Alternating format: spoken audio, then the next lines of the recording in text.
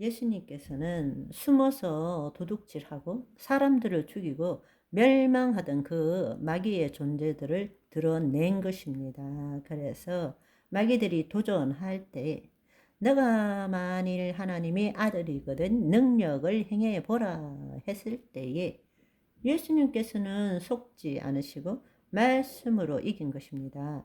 무력화시킨 것이죠. 그래서 마귀가 하와에게 속인 것과 똑같이 예수님도 속이려 든 것이죠.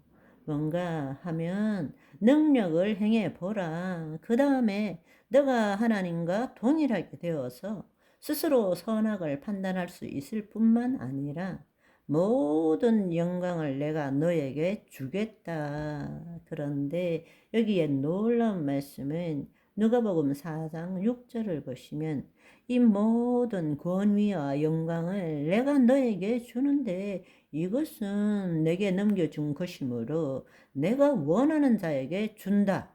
이렇게 말하는 것입니다. 이것이 본래 모든 권위와 영광은 누구 것입니까?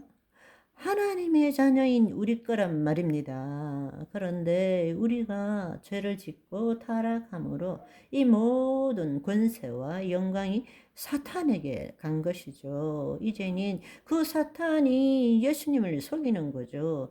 너가 나에게 경배하면 이거 내가 너에게 주겠다. 이렇게 하는 것입니다. 그렇지만 예수님께서는 주 너희 하나님을 경배하고 다만 그를 섬기라 라고 그렇게 해서 사탄을 물리치게 된 것입니다. 아멘.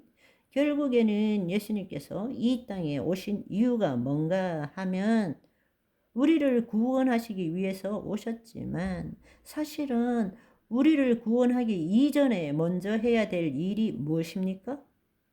마귀의 일을 멸하는 것입니다.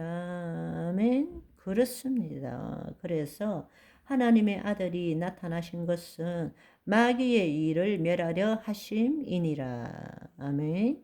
그런데 우리는 이것을 제대로 이해를 못하는 거예요. 그냥 마귀는 곁다리 정도로만 그냥 있다라고 생각하고 또 지금 이곳에 악한 영과 마귀는 우리에게 아무런 영향을 안 미친다라는 식으로 그러니까 마귀가 활동하지 않는 것처럼 우리는 신앙생활을 하고 있는 것입니다. 그러나 절대로 그렇지 않습니다. 절대로 그렇지 않아요.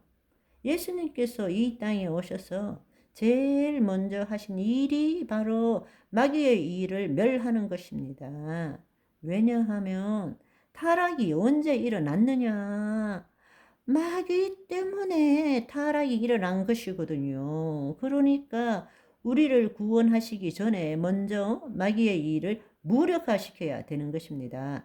그렇게 하신 다음에 이 세상 신이 통치하는 세상에서 예수님께서는 하나님의 통치가 다시 시작되었음을 보여주시는 거죠. 그래서 바로 두려움과 고통과 사망 속에 있는 자들을 다시 회복시키는 일을 하시고 마귀의 일을 멸하고 귀신을 쫓아내는 일을 공생애 동안에 하신 것입니다. 그래서 이것을 예수님의 공생의 사역을 세 가지로 줄여서 보면 첫째로는 회당에서 가르치셨습니다. 뭔가 하면 율법과 선지자가 바로 나에게 대함이로다.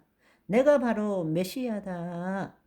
너희들이 알고 있는 그 메시아가 아니라 하나님의 통치를 이루게 하는 메시아다.